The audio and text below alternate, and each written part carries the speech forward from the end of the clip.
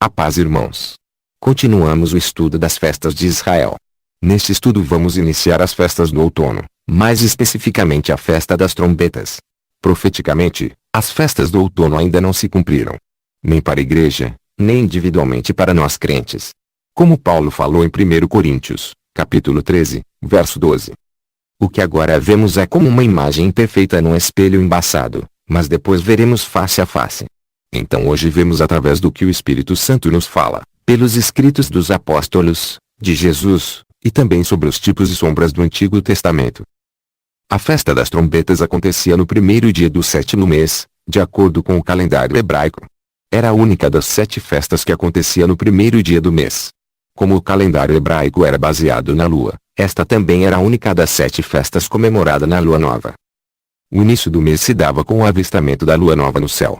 Havia sempre uma incerteza quando o primeiro dia do mês aconteceria, pois a lua nova deveria ser avistada no céu por testemunhas. Em um dia nublado, por exemplo, a lua não poderia ser vista, e o início do mês certamente seria adiado por pelo menos mais um dia. Esta frase, que o dia e a hora ninguém sabe, era conhecida na cultura hebraica, era ligada ao dia da festa das trombetas, onde ninguém sabia qual o dia que ela aconteceria. Pois como falamos, a lua nova deveria ser avistada até que se conhecesse o dia e a data do início do mês. Depois da experiência pentecostal do povo de Israel no Monte Sinai, onde eles receberam a lei em tábuas de pedra, Moisés foi instruído por Deus para construir 2 trombetas de prata. No livro Antiguidades Judaicas 3, do historiador judeu do 1º século Flávio Josefo, ele fala que Moisés foi o inventor destas trombetas feitas de prata, embora sabemos que na realidade foi Deus o inventor. Era feito de um tubo estreito, um pouco mais grosso que uma flauta, e no final dela era de um formato de um sino.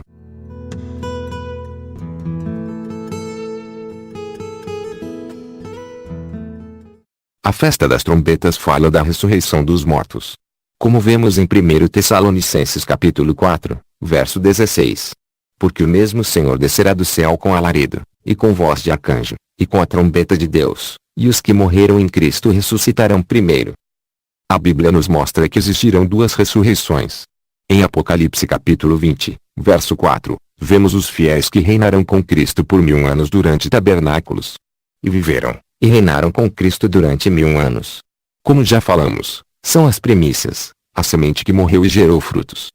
Em Apocalipse capítulo 20, verso 5, temos o restante dos mortos que irão ser ressuscitados, somente após os 1000 anos se passarem. No Evangelho de João, capítulo 5, versos 28 e 29, Jesus falou sobre esta segunda ressurreição. Não vos maravilheis disto, porque vem a hora em que todos os que estão nos sepulcros ouvirão a sua voz. E os que fizeram o bem sairão para a ressurreição da vida, e os que fizeram o mal para a ressurreição da condenação. Paulo afirma a mesma coisa durante seu testemunho diante Félix. Atos capítulo 24, verso 15. Tendo esperança em Deus, como estes mesmos também esperam, de que há de haver ressurreição de mortos, assim dos justos como dos injustos. Então teremos a ressurreição dos justos e injustos. No livro de Filipenses capítulo 3, Paulo fala que perdeu todas as coisas que ele tinha anteriormente, como sua religião e justiça própria, para conhecer a Cristo verdadeiramente, e a virtude da sua ressurreição, e também as suas aflições. No verso 11 do capítulo 3, ele explica: para ver se de alguma maneira posso chegar à ressurreição dentre os mortos. Muitos acham aqui que Paulo não estava certo de sua salvação. Mas certamente, isso não é o caso. Ele sabia que estava salvo. O comentário do Dr. Bullinger, sobre o verso 11 do capítulo 3 de Filipenses, mostra que esta ressurreição que Paulo está falando aqui, é um galardão dado para alguns, onde muitos outros não receberão desta mesma porção.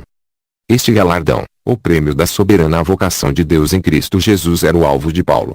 Para alcançar isto, devemos aprender obediência ao Senhor, muitas vezes através do sofrimento. Digo aqui sofrimento pelas coisas do Senhor, o sofrimento da nossa cruz em favor do reino de Deus.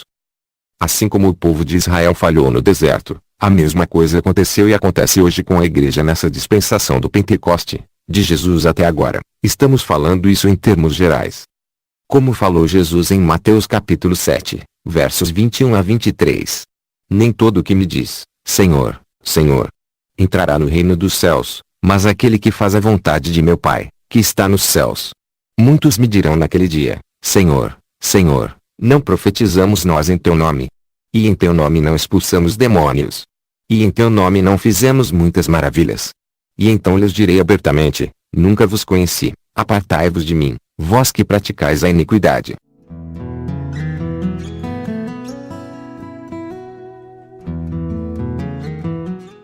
A palavra iniquidade aqui significa literalmente, sem lei. Exatamente como se comportou o povo de Israel no deserto. Como vimos anteriormente no estudo de Pentecoste, o rei Saul profetizou quando foi coroado rei, fato que aconteceu exatamente no dia de Pentecoste, ou a cega do trigo, mas logo depois se apartou de Deus. Conhecer a Jesus é ter intimidade com ele, e é isso que buscamos. O retrato da intimidade entre o noivo e a noiva. Em Lucas capítulo 12, Jesus contou a parábola dos dois servos, mostrando a recompensa dada ao servo fiel, e o julgamento sobre o servo infiel. Lucas capítulo 12, verso 41. E disse-lhe Pedro, Senhor, dizes essa parábola a nós, ou também a todos? Jesus então explica a Pedro e aos outros a diferença da recompensa dada aos servos fiéis e aos infiéis. Lucas capítulo 12, versos 42 a 49. O Senhor respondeu, quem é, então, o empregado fiel e inteligente? É aquele que o patrão encarrega de tomar conta da casa e de dar comida na hora certa aos outros empregados. Feliz aquele empregado que estiver fazendo isso quando o patrão chegar.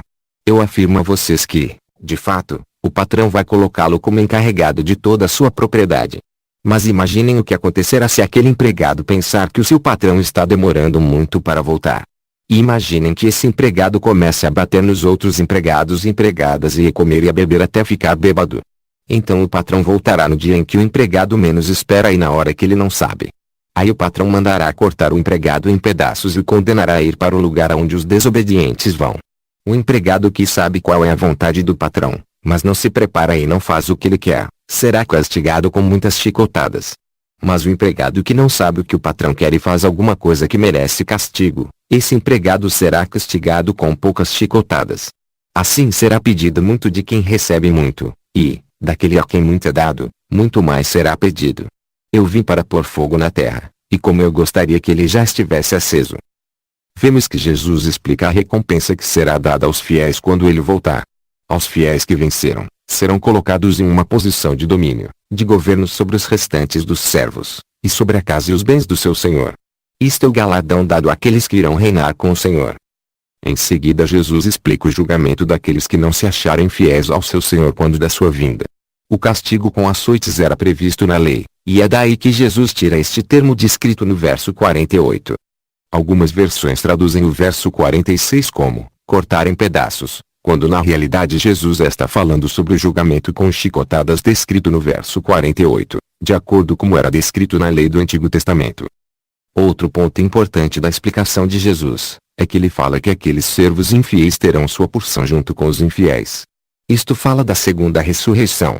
Na primeira ressurreição farão parte somente os servos fiéis que irão reinar com Cristo, e serão como o primogênito sobre a casa e os bens do Senhor, e a outra ressurreição quando os servos infiéis ressuscitarão para julgamento junto com os infiéis, apenas após o reino milenar de Cristo. O julgamento na lei do Antigo Testamento ditava que punição seria de acordo com o crime. Esse é o significado do fogo, que Paulo fala em 1 Coríntios, no capítulo 3 verso 15. Se a obra de alguém se queimar, sofrerá detrimento, mas o tal será salvo, todavia como pelo fogo. Já falamos anteriormente que o fogo fala da lei de Deus. Veja isso em Deuteronômio, capítulo 33 verso 2. O que estamos falando aqui tem também ligação com o lago de fogo descrito no livro de Apocalipse no capítulo 20, e que é tão mal interpretado hoje nos nossos dias. Lembramos que na lei do Antigo Testamento, não era permitido tortura de forma alguma, o castigo máximo seria o preço pago com sua própria vida.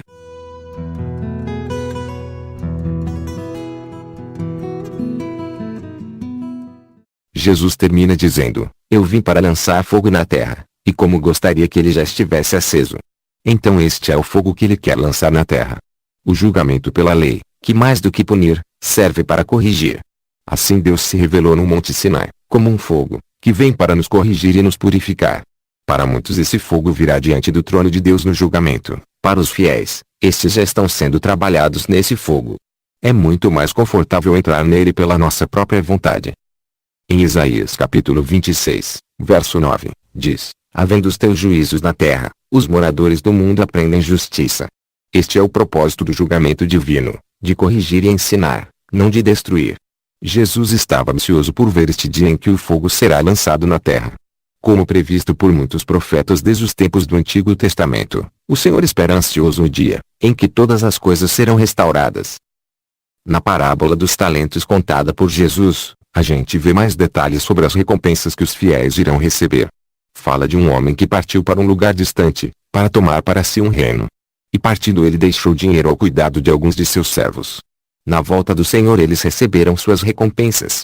Uns mais, outros menos. Essa parábola em Lucas fala que aquele que conseguiu o maior rendimento, recebeu uma recompensa de ficar responsável por 10 cidades. O outro fiel recebeu a recompensa de governar 5 cidades. E para o que não conseguiu nenhum rendimento, até o dinheiro que ele tinha foi tomado. Por essa parábola, entendemos que nem todos receberão a mesma recompensa quando Jesus voltar. Mas também entendemos que todos os servos, mesmo aquele que não rendeu nenhum dinheiro, receberão a imortalidade, porque é pela fé, e não por nossas obras que seremos justificados. Mas o galardão de reinar com o Senhor, ficará apenas para aqueles que tiveram suas obras provadas no fogo. Bastante oportuno o fato de Lucas mencionar a recompensa dada aos 2 fiéis, serão governadores de 5 ou 10 cidades. Isso é bastante revelador, pois mostra o princípio que os fiéis reinarão com Cristo na terra, e terão a terra e as nações como galardão, para estabelecer o propósito de Deus durante tabernáculos. A gente vê o princípio onde os dons foram dados quando da ascensão de Jesus aos céus, como diz Paulo, em Efésios capítulo 4, verso 8. Subindo ao alto, levou cativo o cativeiro, e deu dons aos homens. Esses dons foram dados desde o Pentecoste, e continuam até hoje. Já em Apocalipse capítulo 22, verso 12 vemos a recompensa sendo dada quando o Senhor voltar. E, eis que cedo venho, e o meu galardão está comigo, para dar a cada um segundo a sua obra. Por enquanto somos mordomos dos dons que recebemos de Deus, e deles devemos cuidar com o maior zelo, investir no nosso crescimento espiritual, no nosso amor ao corpo de Cristo, e ver o crescimento vindo da parte do Senhor em nossas vidas. Este é o verdadeiro dízimo do nosso incremento. Precisamos morrer e renascer em Cristo diariamente, mas isto é apenas tipo e sombra da ressurreição, e não a própria ressurreição.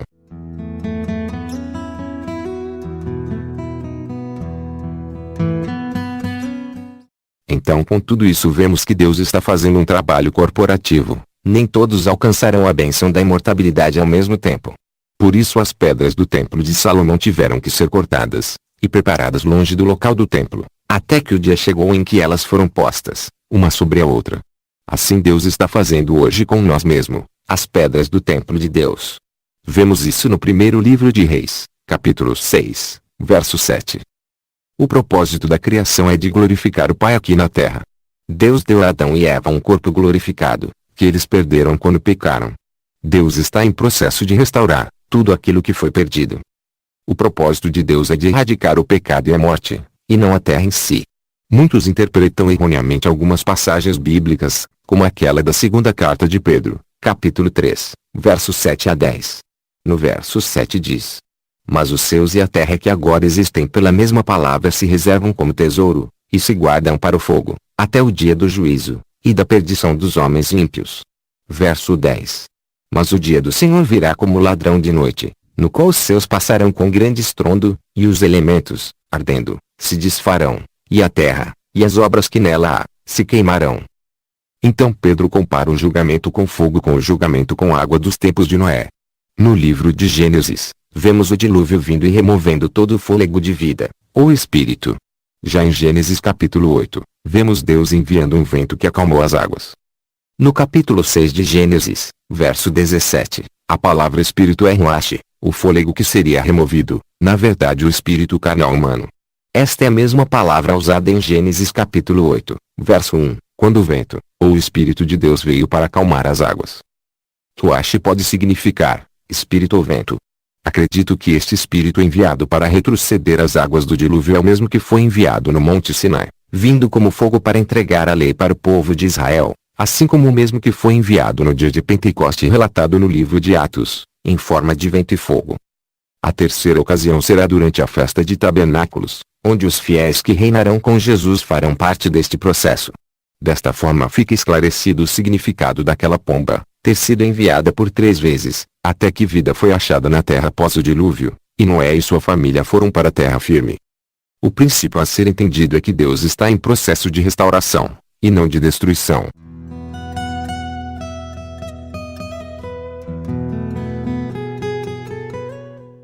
Na segunda carta de Pedro capítulo 3, versos 8 e 10, Pedro diz que os elementos serão destruídos pelo fogo.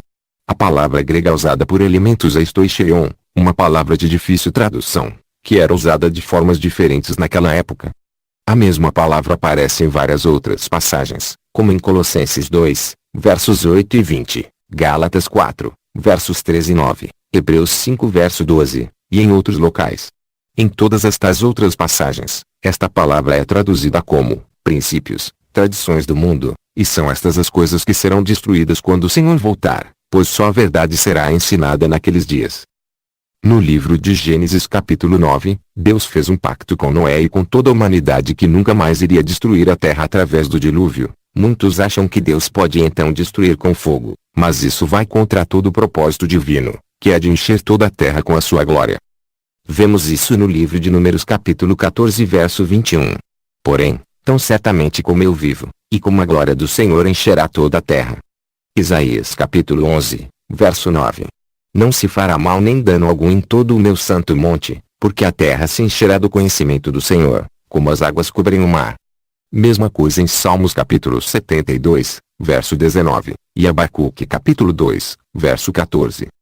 Após o dilúvio, quando Deus firmou um pacto com Noé, e com toda a humanidade, ali profeticamente já falava do novo dilúvio que acontecerá quando Jesus voltar para reinar na terra. Agora não literalmente um dilúvio com água, mas a terra se encherá da sua glória como as águas cobrem os mares. Neste dilúvio, ao contrário da destruição física, serão destruídas todas as obras da carne. Era isso que Pedro estava falando na sua segunda carta no capítulo 3 versos 6 a 13. No verso 13 ele fala do que nós aguardamos, novos céus e uma nova terra. Quando Deus falou em Gênesis capítulo 9, verso 14, que quando ele trouxer nuvens sobre a terra o arco-íris apareceria, era sombra e tipo da vinda do Senhor com seus fiéis para iniciar o reino milenar aqui na terra. Note que as nuvens na palavra representam as fiéis testemunhas, pessoas e também ministérios, os fiéis que irão reinar com o Senhor, como é dito em Hebreus capítulo 12, verso 1, e em toda a palavra.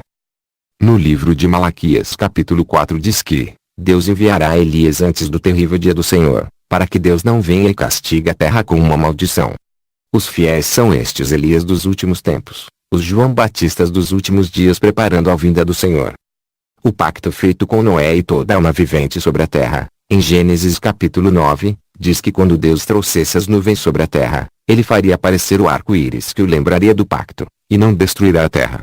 Jesus, e as nuvens de testemunhas, são o grande motivo para que o Senhor não venha e castigue a terra com uma grande maldição. Vemos que a coluna de nuvem e de fogo, iam adiante do povo de Israel no deserto protegendo-os do intenso calor do dia e do frio da noite. Esta nuvem representa a glória de Deus. Também vemos a nuvem cobrindo o monte Sinai, de fato Moisés entrou nela, Êxodo capítulo 24, verso 18. Vemos depois que a nuvem cobriu o tabernáculo, Êxodo capítulo 40, versos 34 e 35. Esta nuvem da glória de Deus iria aparecer no Santo dos Santos no dia da expiação, uma vez ao ano, Levítico capítulo 16. Essa mesma nuvem da glória do Senhor encheu o templo de Salomão durante a sua dedicação. Vemos isso em 2 Crônicas capítulo 4, verso 13.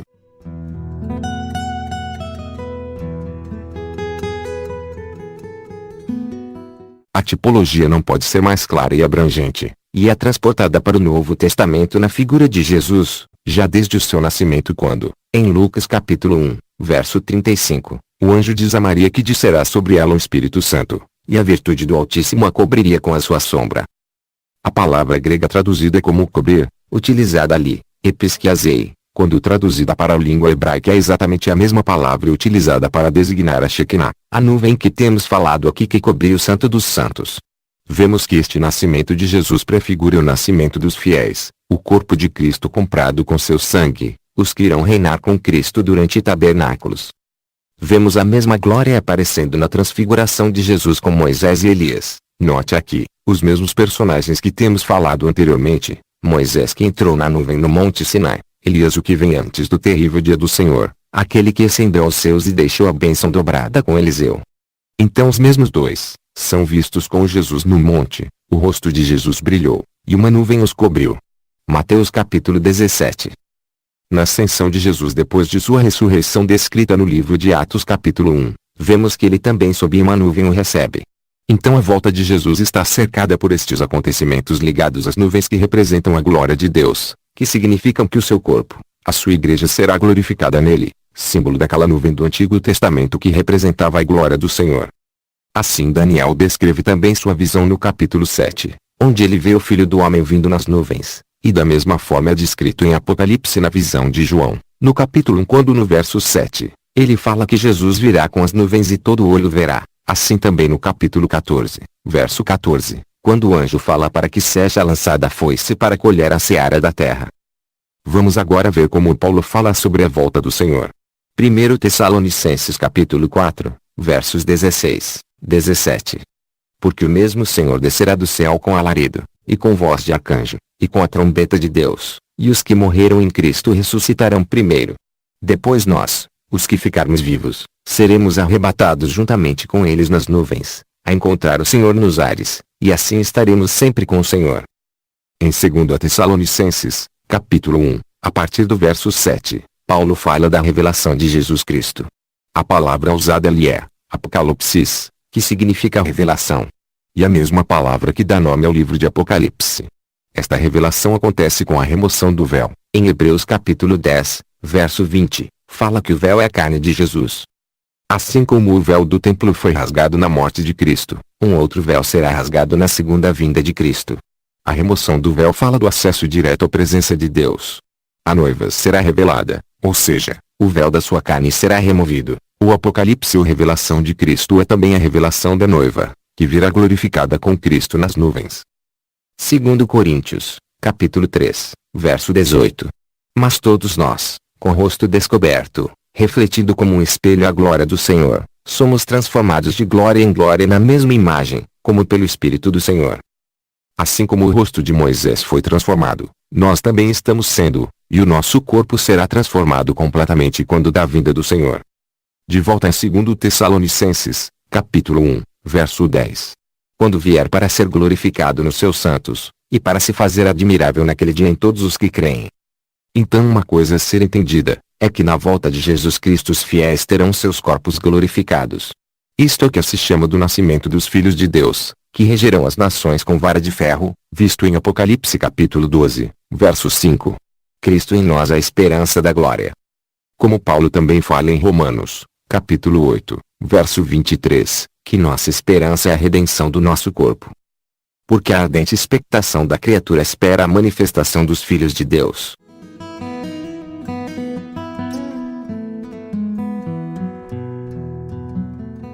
A redenção dos nossos corpos e a vinda de Jesus iniciará o reino milenar de Cristo, ou a festa de tabernáculos. Os fiéis, as primícias, ganharão seus corpos incorruptíveis, assim como Jesus recebeu aquele corpo onde ele tinha acesso a este mundo físico e a dimensão do Pai, ou céus. O arrebatamento na verdade é a nossa transformação, para nos equipar para o reino milenar de Cristo aqui na terra, onde receberemos nossa bênção dobrada.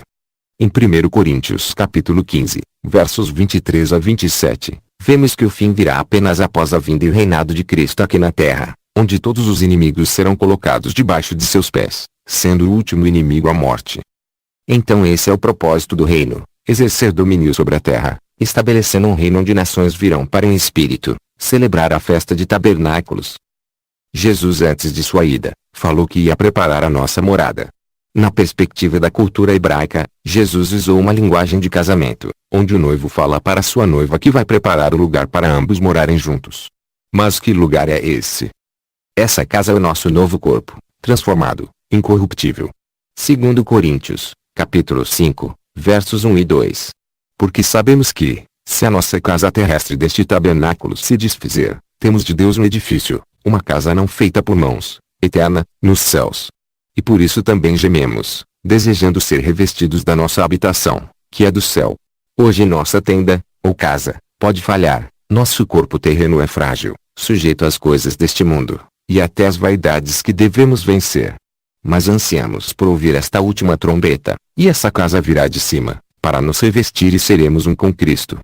Esta é a finalidade do casamento descrito na Bíblia desde o início. Sermos um com o nosso noivo. Como descrito no livro de Gênesis, onde o homem e a mulher seriam uma só carne. É o significado da tenda, tabernáculo, ou o templo na palavra, estar unido com o Pai, em Jesus. E esta é a finalidade da festa de tabernáculos, como veremos mais à frente. Como diz em Mateus, capítulo 24, a partir do verso 30.